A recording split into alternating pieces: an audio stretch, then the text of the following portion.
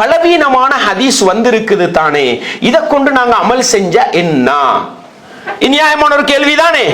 அப்படித்தான் விளங்கும். அன்பாண்டவர்களே, பலவீனமான ஹதீஸ் என்று சொன்னா நல்லா விளங்கிக்கங்க. நான் ஒரு செய்தி சொன்னதாக என்னுடைய மூத்த மகன் சொல்கிறார், அவர் பொய்யே பேச மாட்டார், நம்பிக்கையான ஆள், சொன்னா வார்த்தை மீறாம நடந்து கொள்வார். அவர் நான் சொன்னதாக ஒரு செய்தியை சொல்லும் பொழுது என்னுடைய இரண்டாவது மகன் கொஞ்சம் பிரட்டி பிரட்டி பேசுவாரு, தேவைப்படக்கூட பொய்ய பேசுவாரு, ரெண்டு பேரை ஏமாத்திடுவாரு.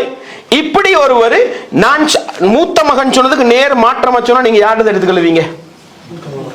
பாப்பா சொன்னதை மகன் தானே சொல்றாரு, எடுத்துக்கொள்வோன்னு எடுப்பீங்களா?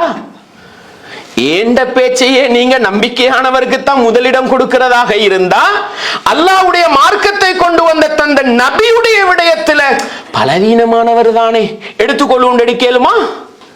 எடுக்க முடியாது. எனவே அன்பார்ந்தவர்களே, சஹீஹான ஹதீஸை எடுப்போம். பலவீனம் என்று சொன்னா அதை சாதாரணமா எடுக்க முடியாது. அறிஞர்கள் அந்த விஷயத்தில் என்ன சொல்லி இருக்கிறாங்கன்றதை நான் உங்களுக்கு சொல்றேன். அதுக்கு முன்னால ரசூலுல்லாஹ் ஸல்லல்லாஹு அலைஹி வஸல்லம் அவங்க சொல்லாத ஒரு செய்தியை சொன்னால் அது எவ்வளவு எச்சரிக்கையானது. ஏன் நான் இதை சொல்றேன்னா, ஃபேஸ்புக்ல வந்தா வாட்ஸ்அப்ல வந்தா ஷேர் பண்ணாதீங்க. ஆதாரம் இல்லையா, சஹீஹ் தைஃப் தெரியாதா, ஷேர் பண்ணாதீங்க. யாருக்கும் எல்லாம் குற்றத்தை சுமக்க வேண்டி வரும். அல்லாஹ்வுடைய தூதர் சொன்னாங்க, பல்லிகு அன்னி வலவ் ஆயா, என்னை பற்றி ஒரு செய்தி உங்களிடத்தில் வந்தாலும் எத்தி வையுங்கள். ஆனால் வமன் கذب علي متعمدا, என் மீது யார் வேண்டும் என்று பொய் சொல்கிறாரோ فليتبوأ مقعده من النار, அவர் நரகத்தில் தன்னுடைய இடத்தை ஒதுக்கி கொள்ளட்டும் என்று சொன்னாங்க. உலகத்தில் இருந்து நரகத்தில் சீட் புக் பண்ற வேலை எது தெரியுமா? ரசூலுல்லாஹ் சொல்லாத ஒரு செய்தியை நாங்க சொல்றது. எனவே ஆதாரம் இல்லையா, என்ன திக்ர் வரட்டும், என்ன ஸலவாத்து வரட்டும், ஹஸ்ரத் சும்மா விட்டடிக்கிறார், ஆதாரம் சொல்லலண்டா ஷேர் பண்ணாதீங்க, அடுத்தவங்களுக்கு சொல்லாதீங்க, ஆதாரத்தோட சொல்லுங்க, சஹீஹ் லைஃப் பார்த்து சொல்லுங்க. ஆதாரம் தெரியாதா ரசூலுல்லாஹ் விஷயத்துல பேசாதீங்க, அல்லாஹ்வுடைய விஷயத்துல பேசாதீங்க, மார்க்க விஷயத்துல பேசாதீங்க. ஏன்? அல்லாஹ்வுடைய தூதரின் மீது தெரிஞ்சு கொண்டு வேண்டும் பொய் சொல்லிட்டோம், ஆதாரம் இல்லைன்னு தெரிஞ்சு கொண்டு பொய் சொன்னா நரகத்தில் இடத்தை ஒதுக்கி கொள்ள வேண்டி வரும். இப்ப என்ன, யாரோ ஒருத்தர் சொன்னதைத்தானே நாங்க சொன்னோம், அப்ப எங்களுக்கு என்ன குற்றம் அப்படின்னு கேட்கலாம் தானே. ரசூலுல்லாஹ் சொன்னாங்க, மன் ஹத்தஸ அன்னி பிஹதீஸின் யுரா அன்னஹு கதிபுன், பொய் என்று அறியப்பட்ட ஒன்றை என்னை தொட்டும் யாராவது அறிவிப்பு செய்தால் ஃபஹுவ அஹதுல் காதிபீன், அவர் பொய்யர்களில் ஒரு பொய்யர்ன்றாங்க ரசூலுல்லாஹ். கட்டினவர் ஒரு பொய்யரு, இத பரப்பினவர் இன்னொரு பொய்யரு. அப்ப நீங்க ரசூலுல்லாஹ்வை பத்தி, இஸ்லாத்தை பத்தி ஒரு செய்தி வரனா என்ன செய்யணும்? ஆதாரம் பார்க்கணும். புகாரில வருதா, முஸ்லிம்ல வருதா, அபூதாவுது, திர்மிதி, நசாயில வந்தா சஹீஹா தஈஃபா, தெரிஞ்சா சொல்லுவோம், பரப்புவோம், தெரியாத மௌனம் காத்துட்டு போயிடுவோம். அல்லாஹ் கேட்க போறது, இதை சொன்னியே உனக்கு ஆதாரம் தெரியுமான்னு கேட்டா என்ன சொல்ல போறோம்? தெரியாட்டி குற்றம். நீங்க சொல்லலன்னு அல்லாஹ் என்ன செய்ய போறது இல்ல. ஆதாரம் தெரியாத அல்லாஹ்வே நான் சொல்லல தப்பி, ஆதாரம் இல்லாததை ஏன் சொன்னா என்று கேட்டா மறுமையில கை சேதப்பட வேண்டி வரும். எனவே ஆதாரம் இல்லையா மௌனம் காத்துருங்க. எந்த பெரிய அறிஞரா இருக்கட்டும், நான் உங்களுக்கு பாடம் நடத்தும் பொழுது ஆதாரம் இல்லாம ஒன்றை சொன்னா, பெரும்பாலும் நான் புகாரியை சொல்லுவேன், குர்ஆன் ஹதீஸ் வசனங்களை சொல்லுவேன், தவறினா கூட உங்களோட கடமை என்ன தெரியுமா? ஹஸரத் சொல்லிட்டார் தானே என்று போகக்கூடாது. ஆதாரம் என்னன்னு கேட்டுத்தான் என்ன செய்யணும், நடைமுறைப்படுத்துற பக்குவம் வர வேண்டும். அன்பாண்டவர்களே, வைதா அரத்த ரிவாயத் தஈஃபி, அறிஞர்கள் சொல்றாங்க, குறிப்பா நான் சொன்ன இப்னு ஹஜர் அஸ்கலானி ஷாஃபி மதுஹபை சார்ந்த அறிஞர், மிகச் சிறந்த ஒரு அறிஞர், குர்ஆன் ஹதீஸா அக்கு வேற ஆணி வேற மக்களுக்கு தெளிவா சொல்லி கொடுத்து சொன்னாங்க. நீங்கள் ஒரு பலவீனமான செய்தியை அறிவிப்பாளர் தொடர் இல்லாமல் சொல்வதாக இருந்தால் ஃபலா தகுல் கால ரசூலுல்லாஹ், ரசூலுல்லாஹ் சொன்னாங்கன்னு சொல்லாதீங்க. எப்படி ஒரு ஹதீஸ் படிச்சோம், எப்படி ஷாபானுடைய 15வது நாளையில அல்லாஹ் அடிவானத்துக்கு இறங்குறான், பலவீனமான ஹதீஸா அறிவிப்பாளர் தொடர் இல்லாட்டி ரசூலுல்லாஹ் சொன்னான்னு சொல்லப்படா. எப்படி சொல்லணுமாம்? ருவிய, ரசூலுல்லாஹ் சொன்னதா சொல்லப்பட்டிக்கு. விளங்குதா உங்களுக்கு? அப்படிதான் சொல்லணுமா? எந்த அளவு பேணுதல் காட்டி இருக்கிறாங்க. இன்னைக்கு பலவீனமான ஹதீஸ் எல்லாம் சஹீஹான ஹதீஸ் மாதிரி அறிவிப்பு செய்றாங்க. இல்லை சகோதரர்களே, பலவீனமான ஹதீஸ் என்றால் ரசூலுல்லாஹ் சொன்னாங்க என்று சொல்லப்படாது. எப்படி சொல்லணும்? ரசூலுல்லாஹ்வின் பெயரால் சொல்லப்படுகிறது, சொல்லப்பட்டது, அறிவிக்கப்பட்டது, அப்படிதான் சொல்லணும். அறிவிச்சால் தெரியா? அப்ப கேட்கிறவங்க விளங்கணும் என்ன, இது அட்ரஸ் இல்லாத கேஸ் முடிஞ்சு. எப்படி அறிஞர்கள் ரூல்ஸ் போட்டாங்க பாருங்க. அன்பாண்டவர்களே, இஸ்லாமிய உறவுகளே, அதே போன்று சொன்னார்கள், பலவீனமான ஒரு ஹதீஸை அமுல்படுத்த முடியுமா, அறிவிப்பு செய்ய முடியுமா என்று சொல்ற நேரம் 4 நிபந்தனை போட்டாங்க, 4 ரூல்ஸ்.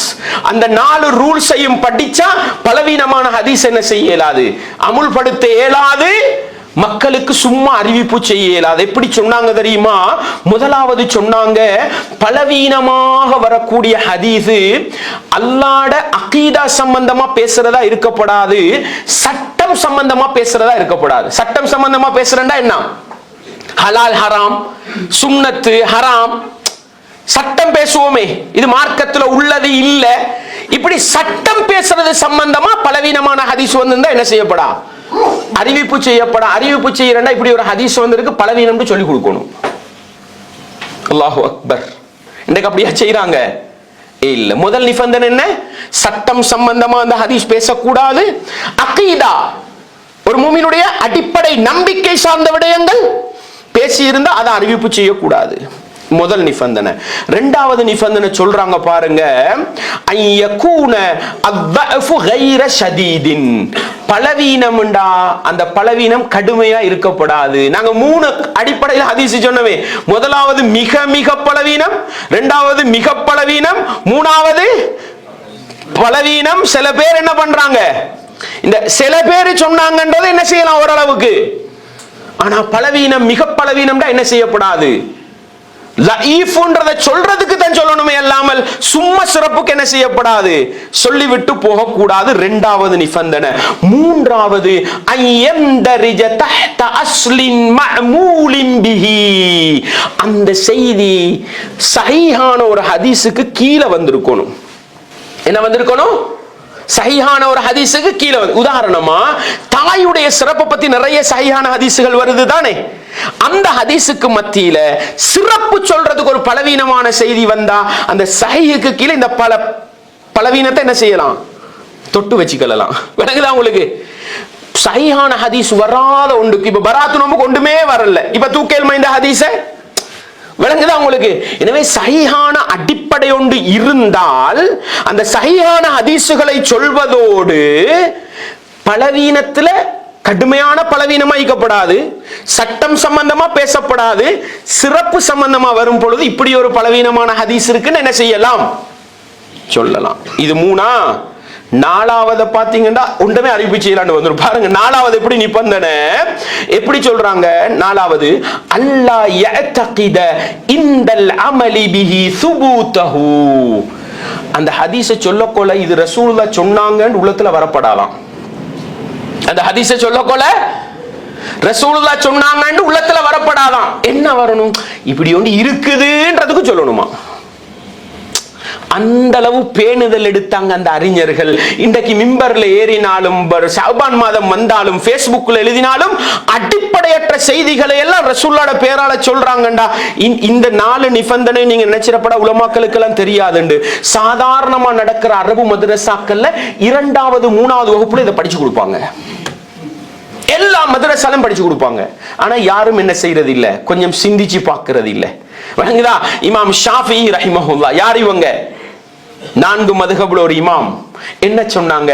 இதா ஸஹல் ஹதீஸு ஃபஹுவ மதுஹபி, ஹதீஸ் சஹீஹா வந்தா அதுதான் நான் போற போக்குண்டாங்க. அல்லாஹு அக்பர். எவ்வளவு தூய்மையான வார்த்தைன்னு பாருங்க. இமாம் அஹ்மத் இப்னு ஹம்பல் இமாம் சொன்னாங்க, ஹதீஸ் சஹீஹா வந்தா அதுதான் நான் போற போக்கு. 4 மதுஹபுடைய இமாமும் சொன்னாங்க.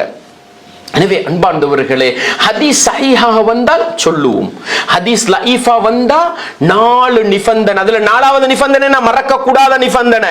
சொல்லும் பொழுது அல்லா யஅதகித சுபூதஹு, இப்படி ஒரு ஹதீஸ ரசூலுல்லாஹ் சொன்னாங்கன்னு என்ன செய்யப்படாதாம், நம்பப்படாதாம். எதுக்கு சொல்லணும்? இப்படி ஒன்று இருக்குது அப்படின்ற பேணுதலுக்கு சொல்லிட்டு, ரசூலுல்லாஹ் சொல்லி இருந்தால்ன்ற பேணுதலுக்கு சொல்லிட்டு போகணுமா. அப்ப 4 நிபந்தனை என்னங்க? முதலாவது நிபந்தனை, அது சட்டம் சம்பந்தமா அகீதா சம்பந்தமா பேசப்படா, என்ன அச்சமூற்றதா இருக்கணும் அல்லது சிறப்பு சொல்றதா இருக்கணும். இரண்டாவது என்ன, அந்த பலவீனம் கடுமையாக இருக்கக்கூடாது, சாதாரண மூணு விளங்கப்படுத்தினா அதுல சாதாரண பலவீனமா இருக்கணும். அடுத்தது என்ன, அது சஹீஹான அடிப்படையுள்ள செய்திக்கு கீழால வந்திருக்கணும். பராத்து நோம்பு சம்பந்தமா ஒன்றுமே இல்லாட்டி இது சம்பந்தமா தொடர்ந்தே பார்க்க இயலாது. விளங்குதா உங்களுக்கு? எனவே சஹீஹான அடிப்படை ஒன்று இருந்தா அது சம்பந்தமா என்ன செய்யலாம்.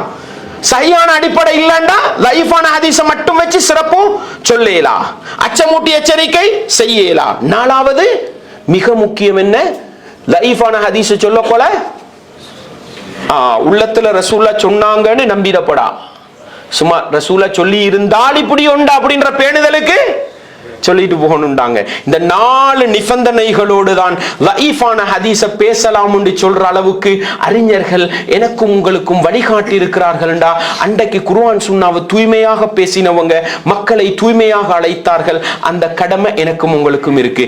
இன்றைக்கு நானும் நீங்களும் எந்த அளவு இஸ்லாத்தை தூய்மையா விளங்கி நடைமுறைப்படுத்துறோமோ அந்த அளவுக்கு தான் என்ன செய்யலாம், அடுத்த தலைமுறையை தூய்மையான இஸ்லாத்துல விட்டுட்டு போகலாம். நம்ம கணக்கெடுக்கலண்டா நம்ம அடுத்த தலைமுறைக்கு இஸ்லாம் இதை விட மாசுபட்டு என்ன செஞ்சிரும், வீணாகி போயிரும். எனவே அன்பார்ந்தவர்களே, இஸ்லாமிய உறவுகளே, ஷஅபானுடைய மாதம் ஒரு முஃமின் ரமதானுக்கு முன்னால் வரவேற்க வேண்டிய மாதம். எப்படி வரவேற்க வேண்டும்?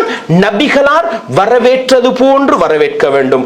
நபிகளார் காட்டித்தராத பித்அத்தான அமட்களை கொண்டோ, நபிகளாரை தொட்டு வராத பலவீனமான செய்திகளை கொண்டோ, பொய்யான செய்திகளை கொண்டோ இந்த மாதத்துக்கு சிறப்பு சொல்லி படைத்தவனிடத்தில் குற்றவாளியாகிவிடக் கூடாது என்ற அடிப்படையை புரிந்து கொண்டு ரமதானுக்கு முன்னால் இந்த ஷஅபானை பயன்படுத்தி ரமதானை வரவேற்கின்ற நல்ல மக்களாக மாற நானும் நீங்களும் முயற்சி செய்வோம். வல்லவன் ரஹ்மான் எனக்கும் உங்களுக்கும் எல்லா ஈமானிய உறவுகளுக்கும் அந்த பாக்கியத்தை தந்தருள வேண்டும். வ ஆகிரு தஅவானா அனில் ஹம்துலில்லாஹி ரப்பில் ஆலமீன்.